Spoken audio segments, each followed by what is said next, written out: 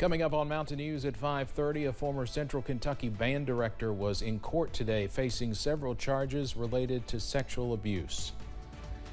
And President Biden is set to sign a presidential proclamation in northern Arizona to establish close to 1 million acres of land around the Grand Canyon as its own national monument.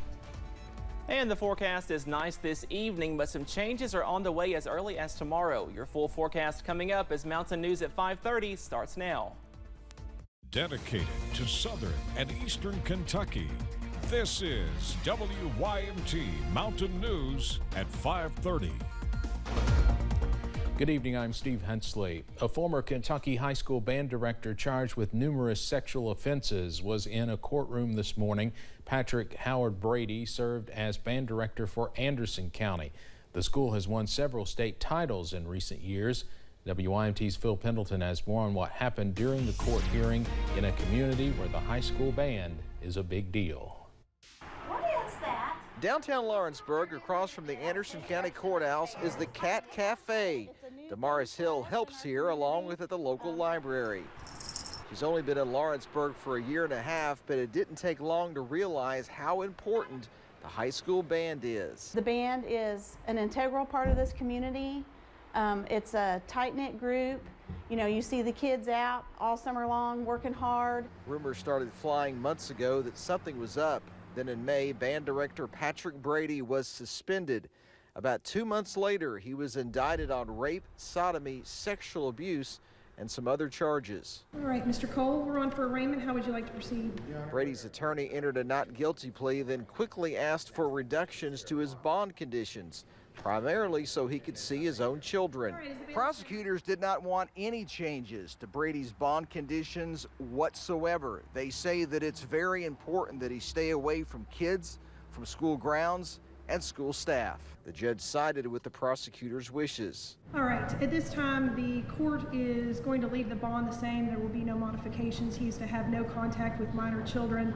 In addition, based upon the Commonwealth's request, there's to be no contact by Mr. Brady with any school. Brady's attorney also asked for more time before the next court date, but again, the judge said no.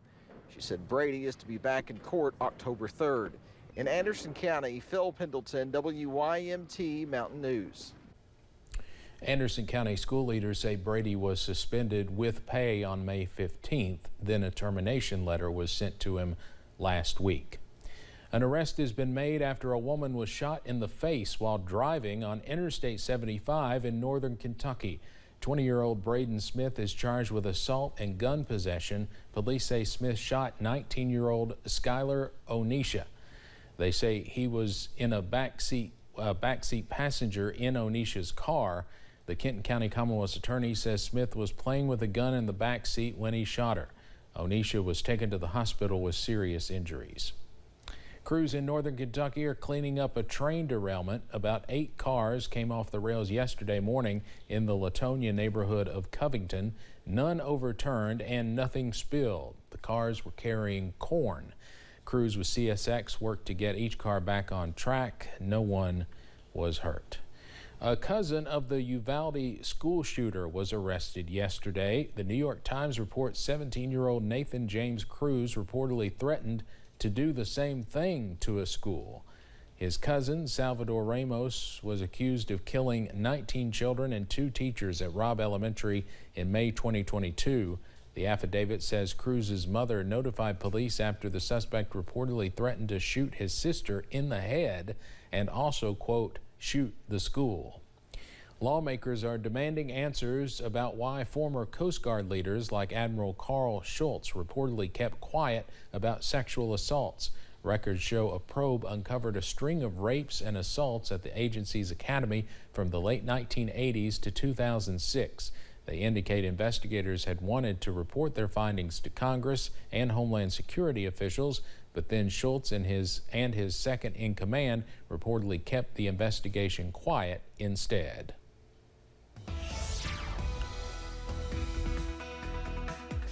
Spotty showers continue across the mountains into this evening. Not raining everywhere, but you may need the umbrella at times if you have any dinner plans this evening. Here's a closer look at a heavier shower now on the Estill, Lee, also Powell County lines, and this is going to continue pushing off to the east. It could impact portions of Wolfe County close to Campton over the next several minutes there. Also watching out for another light to moderate shower over southern Clay County, also stretching into portions of southern Knox and Bell County as well. A few light sprinkles there, and more sprinkles over portions of Floyd County into Pike County, also Dickinson County, Virginia. A heavier cell not too far away from Clintwood at this hour. Those temperatures, thanks to cloud cover, well below average. We should be in the 80s. We see middle to upper 70s at this hour. 76 in Pikeville, 74 in Jackson, up to 78 over in Laurel County in London at this hour. As we go into tonight, those temperatures fall into the middle and lower 60s, possibly some upper 50s in those cooler pockets as we wake up on Wednesday. But we are tracking an increase in that moisture and an increase in those rain chances by Wednesday night into Thursday. Those details on the way in just a few minutes. Steve?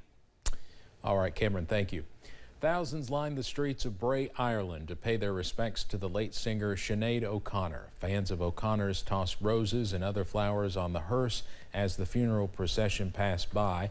O'Connor was found unresponsive at her London home on July 26. Police have not shared a cause of death. O'Connor became a sensation in 1990 with her cover of Prince's ballad Nothing Compares to You, which topped the charts from Europe to Australia.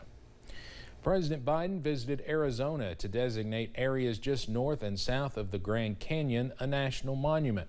The move comes as the president continues to ramp up his re-election efforts. CBS's Skylar Henry reports. Nearly 1 million acres of land surrounding the Grand Canyon in northern Arizona are now federally protected.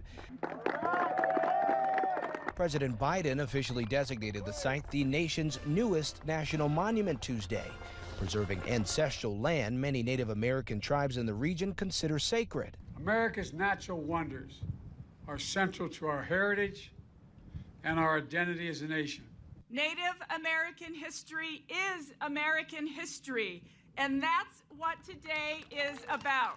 The move also bans future uranium mining in the area, a long-sought goal of tribal communities and environmental groups. This designation will safeguard one of our most important water supplies, continue to support a strong economic activity in communities across our state, and preserve a cultural and natural treasure for future generations. President Biden's stop in Arizona is part of a 3-state western trip where he's expected to tout his economic policies, as well as efforts to combat climate change.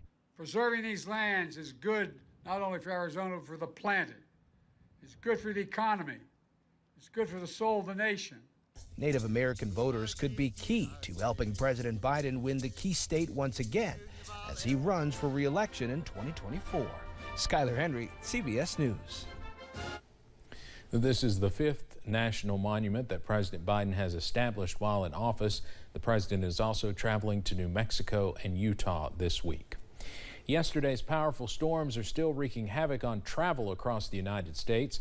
FlightAware says more than 300 flights were canceled this morning. Nearly 630 were delayed. Delta Airlines passengers have been inconvenienced the most, with 95 canceled flights and 98 delays. There were more than 600 reports of severe weather across the country yesterday. It forced more than 8,600 flight delays and nearly 1,800 cancellations. Expect to hear from Google if you have an account but have not used it in a while. The company is starting the process of deleting accounts that have been inactive for at least 2 years. The accounts will go away in December, but Google is sending out notices to people with inactive accounts. The company says it will send multiple warnings to people before accounts are deleted. Google announced the new policy back in May. Coming up on Mountain News at 5:30, you've been told to never touch your 401k, but sometimes you may be left without a choice. Why you could consider a 401k loan to help you through tough times. Plus, we are tracking rain to return by tomorrow night and Thursday. Those details coming up.